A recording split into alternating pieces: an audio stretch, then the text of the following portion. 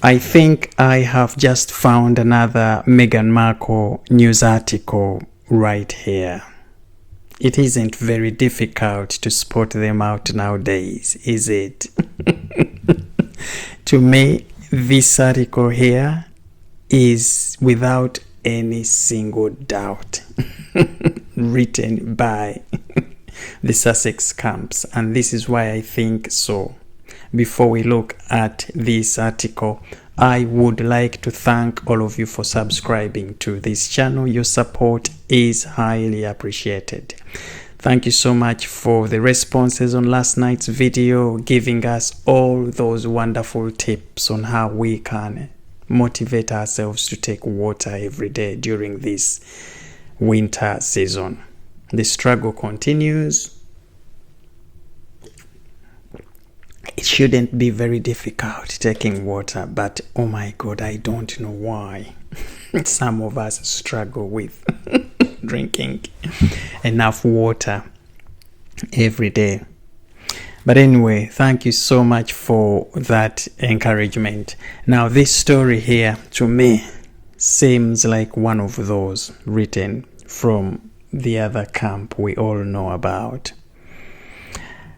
The headline itself couldn't have been any timely, given that big story that came out recently of Meghan Markle being branded Duchess difficult.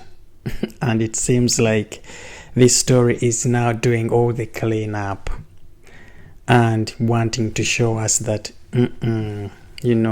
those were all lies. So if I look out a paragraph here, you will know what I'm talking about. Okay.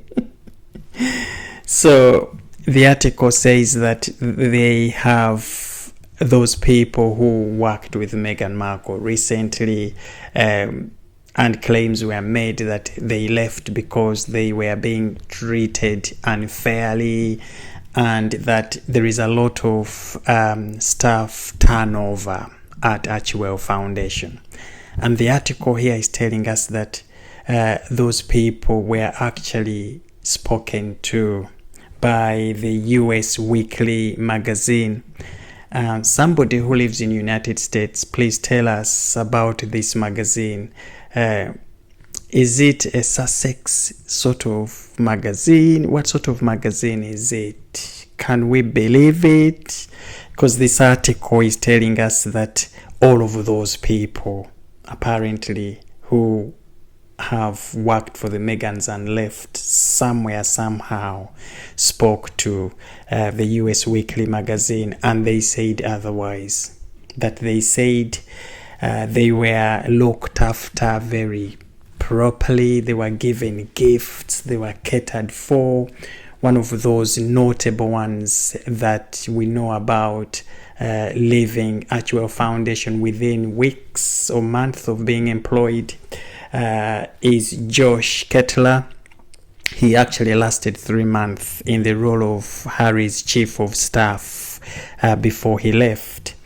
And now this article is telling us that they actually reached out to him and he said that he was actually made to feel very welcome by both Meghan and Prince Harry. And he said that Meghan and Harry are very dedicated and hardworking. It was so impressive to witness. This is Josh Kettler, their former chief of staff, who left just 3 months after being in the role. So why would he leave then if they really treated him so well? And if he felt it was very impressive to work for Meghan and Harry. This is how we are catching this magazine out. Now, another staff member who also talked to the magazine in the couple's current global press secretary is the couple's current global press secretary, Ashley Hansen. Apparently, Ashley said that her bosses could not be more supportive. She explained further to say that they in fact forced her to take time off following a serious surgery, and that afterwards she was so happy and surprised with the support she received from Meghan and Harry in form of phone calls, care packages, and flowers from Meghan Markle. Oh my God. That Meghan Markle and Prince Harry's gifts were very thoughtful, and they were always very sympathetic. This person chose to remain anonymous. They didn't want their names to be mentioned. But she's saying that the Sussexes were a joy to work for. Okay. Oh God. That they gave up top-notch second-hand stuff from the Sussexes, like unused car seats and baby items they no longer needed. Okay. So what do you guys think about this story? And why did this need to come out immediately after the Duchess difficult story that went very trendy, that went viral recently? To me, it seems like this is a cleanup coming from Meghan and Harry's camp, trying to convince us that whatever was put out there about them in those earlier articles were not right. Very, very easy to spot these articles. Why did they feel the need to spice up these things in the way they did? And this US Weekly magazine running around finding all these ex-employees. Where did they find them? And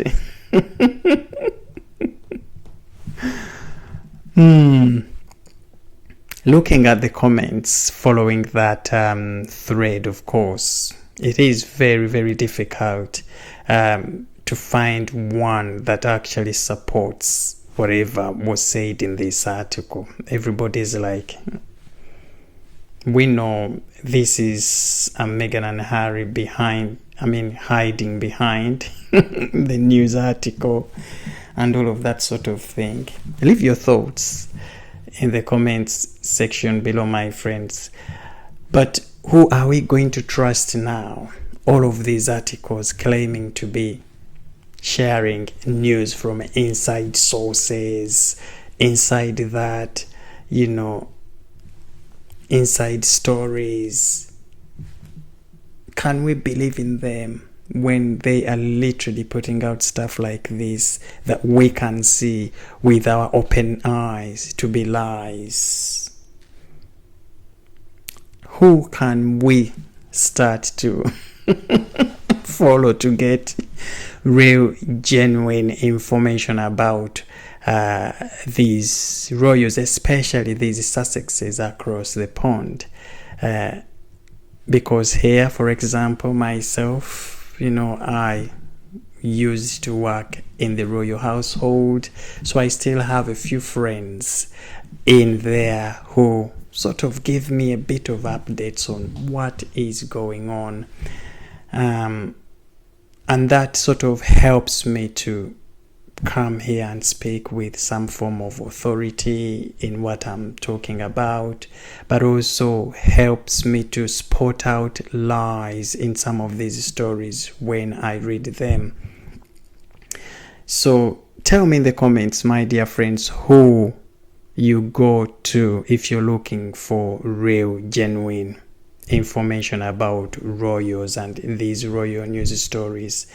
I know someone the other day mentioned Sean Neil, and another one said Lady C. So I would like to hear your thoughts in the comments section below. Who should we go and check out for real, genuine royal stories? Stay subscribed, my dear friends, and have a fantastic weekend.